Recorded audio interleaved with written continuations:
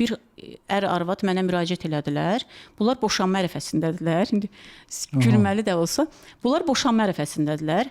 Mənə müraciət elədilər ki, bəs biz yaxın günlərdə ailəmizdə, yəni boşanma məsələsi var. Biz istəyirik ki, siz bizə köməklik eləyəsiniz.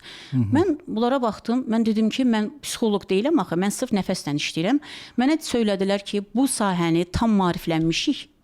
Ona görə sizə axırıncı son şansımızsınız. Və sizə müraciət edirik ki, siz bizə köməklik eləyəcəksiniz. Həqiqətən də, yəni insanlarda neqativ düşüncələr var, bir-birlərinə böyük aqressiyalar var. Mən onlarla sırf xoşbəxtlik hormonu üçün olan nəfəsləri işlədim. İnana bilməzsiniz, bilmədim orada ər arvadı gətirmişdi, arvad ərini gətirmişdi. Onlar elə bir üzlə gəlmişdilər ki, ora ki, yəni bizim son şansımızsınız, biz boşanma ərəfəsindəyik.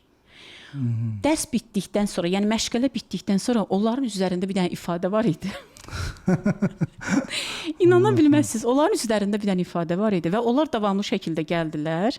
Sonra mən başa saldım ki, bunlar gündəlik şəkildə özləri üçün eləyə bilərlər.